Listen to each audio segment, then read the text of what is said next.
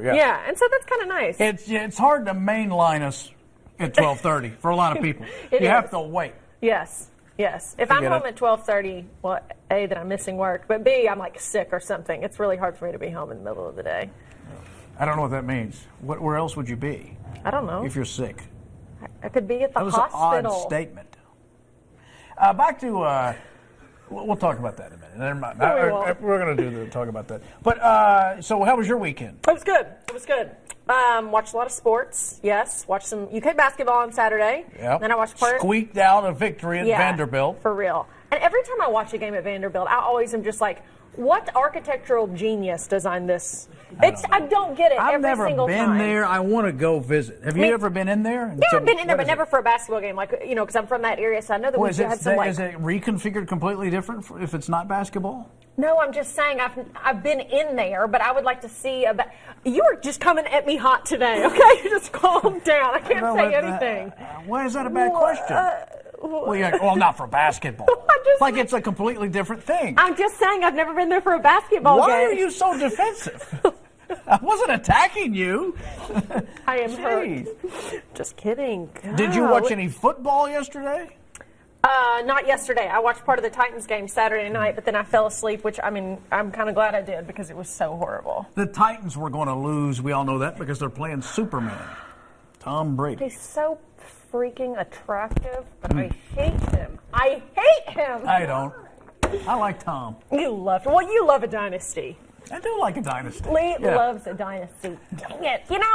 The Mings, love them. The Romans, big fans. Big fan. Yeah. You can't get him to stop talking about the Romans. He loves it. He's like, so if there was a census. And I'm like, no. That's right. You have to go back to your hometown. Mm-hmm. All right, let's do some hot topics. All right, roll it. Hot topic. Okay, so it is Martin Luther King Day, remembering the work of civil rights icon Dr. Martin Luther King Jr. The annual Unity Breakfast was this morning here in Lexington. It's just a huge turnout each and every year. We're very proud of this. Mm-hmm. And then the Downtown Freedom March was at 10 this morning through downtown Lexington. Dr. King, one of my favorite Americans. There are two guys that I think are sort of in their own echelon of this nation, this great nation. Yes. Dr. King and Ben Franklin, guys that never achieved the presidency, but had such an impact on the nation that lived way past their lifetime and still has an indelible impact on us each and every day. And he's one of my favorite. They should have their own little Mount Rushmore with those two guys. I like that. No, I agree with you on that. They have made such an impact. And they weren't the president, but they still worked every single day to make such a difference. Because you don't see that. Most of the time, any kind of influence is going to come from a leader, whether you're thinking of Abe Lincoln or you're thinking of Washington or whomever. But those guys did not achieve a national office like that.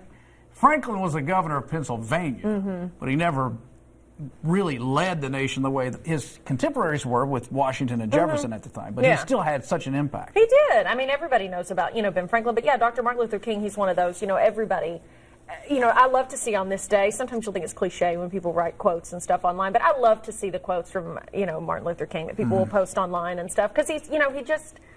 Man, he was so wise and made such a difference. So, and it's nice to see the way they do the Unity Breakfast here in Lexington is that, those just parables, those great quotes that you're referencing from Dr. King, they bring in these kids, right? So whether they sponsor an elementary school or they bring in youth for talent reasons to perform for the adults in the room, these kids are getting an imprint of what is this about? Who is this guy?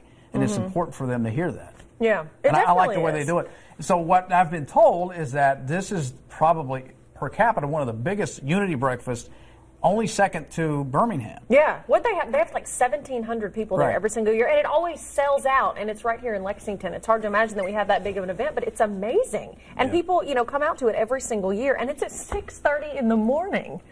It's so nice to see such a turnout like that. It's awesome.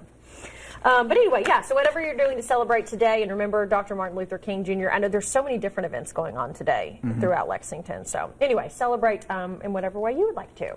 This is awesome. Another big thing to celebrate. The University of Kentucky cheerleaders have won their 23rd national championship. Talk about dynasty. Well, and this is the third year goodness. in a row they've landed in the #1 spot in the UCA competition. It was in Orlando over the weekend. The team and the dance team, they're going to be honored during the UK men's basketball game coming up on Saturday. We have got to be hated amongst other cheerleading squads. They're like those Wildcats. I mean, you think, okay, so you got your New England Patriots. They've won 5. You've got the Connecticut women's basketball team. They won, what, maybe a dozen or so? 10 or more at least. 23. Even UCLA at its height won maybe, 7 or 8. How many they win in a row? I know they got 11, but not in a row. They won like 10 years. Yeah, it's crazy. Nothing like this. There's nothing like this. Nothing like this. Except for the Harlem Globetrotters. Well, okay. Yeah, you're right. The other cheerleading squads around the nation must be the Washington Generals. They must lay down for our guys. I mean, how crazy is that? It is crazy, but it's like it's not that shocking because they're so good. Like when I heard like, oh, they won, it was like, well, of course they won. If they didn't win, we'd be like, they didn't win? Well, and that happened, 4 or 5 years ago? Yeah. And we were shocked. But not We didn't let them back in the state. We did. Oh. Moorhead won their division. And Moorhead won their division. Yep. In cheerleading? Good. Okay. Congratulations. Yeah. Well, I don't downplay that. I just received that information from a guy who's in a sweatshirt. Yeah, I'm a little worried about why you know that. Yeah. Jesse, thank you. Anyway, yeah, so I think this is super awesome. I love it. Congrats to them. This is what I was talking about earlier. The Minnesota Vikings beat the New Orleans Saints in spectacular fashion last night to reach the NFC title game. The Saints went up by 1 point with just seconds left. They thought they had it. Oh, yeah. But the Vikings scored an insane last-second touchdown to steal the win. Literally, now, as the game is ending. Wrap up. No, why did you go? These defensive backs leading with their head to try to throw some knockout punch is getting on my nerves. 1, you miss a tackle like that. 2, you're just going to hurt yourself. When you see these devastating injuries, it's because a guy has dropped his head like he's doing there. Yes. And stop that. It's not fundamentally sound. Wrap him up, and the game's over. Now, the Vikings will square off against the Philadelphia Eagles next Sunday. That winner goes on to Super Bowl 52. Is anyone else concerned about where this guy's helmet went when he throws it off here in the end zone? I'm like, bro, watch, here we go. I get it. You're happy? Whoa, crazy. And this was at home for the Vikings. Look. That's a penalty if the game was still being played. So. Yeah. I mean, wow. I feel bad for the Saints, but wow, to be a Vikings fan and in that stadium, oh, I can't imagine the rush. That would just be amazing. Yeah. Oh, that is so awesome. Okay, some insane pictures to show you. You may have seen these online this weekend. Did you see a car slammed into a building in California? Not the first floor, the second floor of this building. It happened in Santa Ana, California. So police say the driver was speeding. And the firemen, how the heck? Yeah, they're all like, we don't know, man. So apparently it hit like a center median, and that's what sent the car airborne, and it slammed right into this dentist's office. Thank goodness they were closed.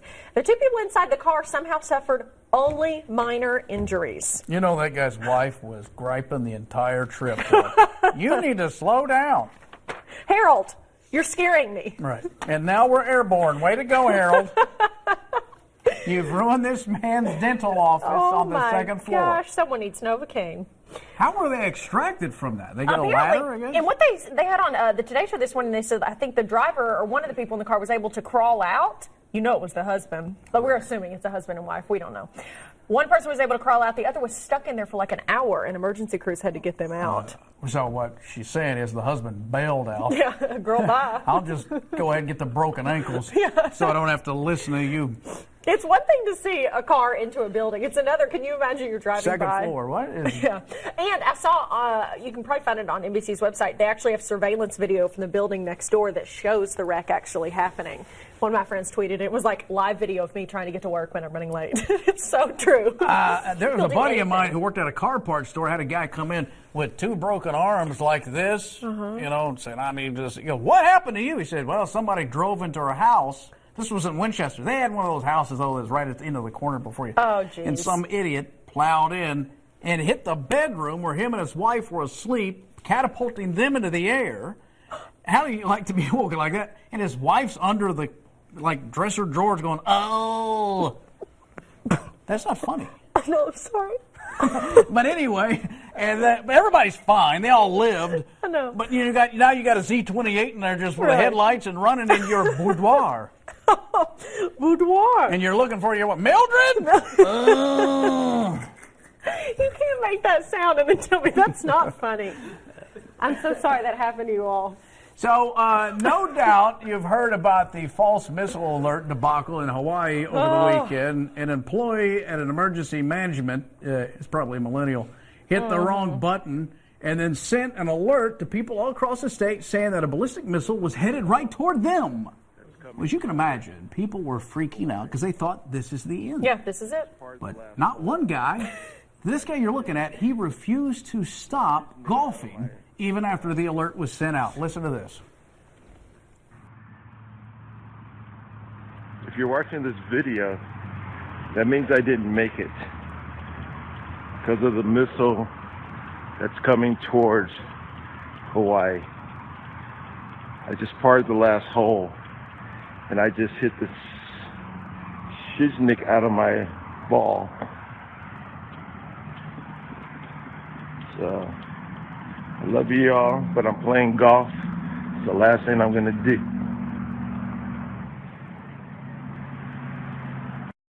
do. Golfers understand this dilemma. Yes, okay. So this may be a hole that he never parred before, and now he's just crushed a drive. You cannot leave that unfinished. Right. You have to play this out. I mean, in that scene in Caddyshack when the priest is having that record round and he, gets struck by lightning is a real dilemma for golfers. You don't want to. The old joke is about, what's the golfer that talked about his wife passing and they said, when is the funeral? And he's like, right now. On the golf course. If you're in a good game, It's just something that you're addicted to. It is. And there you go. There's proof right there. I know guys that would do that, that would just keep playing. You absolutely would. And the guy's daughter, I guess he sent it to friends and family. The guy's daughter is the one who posted the video to Twitter. It has exploded. Yep. I mean, but if a missile is headed your way, what's he going to do? What can you really do? So why not go out doing something that you love? There was a guy I saw that somebody was talking about that he tweeted out that he went through the buffet line again. Everybody had left. Yes. I saw that as well. I'll just keep eating. Yeah, because it's like, if you're going to run home and be like, well, lock the doors, honey, that'll keep the missile out. No. What are you going to do? Yeah. Okay, I know Lee's going to like this next story. I'm going to call this today's edition of What People Are Outraged Over for No Reason. A number of people have taken issue with an Instagram post made by model and actress Emily Ratajkowski. Did I get it? That's good enough. I don't get. Just say there she is. Emily. Oh, hi. She announced she was in that what's his face Thick. Robin Thicke's video. Robin That's Thicke what video. she kind of, it was an adult video. Well, she announced this week on Instagram that she's the new face of hair brand Kerastase. Is that correct? I don't know. Okay. I thought this is the reason you're reading this. You would know this stuff. Well, I know that. I see that kind of hair stuff in my salon, but I've never had to say it. Anyway, she captioned the photo, hair is a fundamental part of beauty, femininity, and identity. Well, some people were very upset and said it was insensitive to women who experience hair loss. Oh, my goodness. She changed the caption and said, welcome good hair days. I think I said earlier, Calipari's got to watch when he talks about big men because, little people would be upset. You can't say anything. You can't say anything. Anyway, Calm down. We will have more Live with Lee and Hayley coming up in just a moment. Don't go anyplace.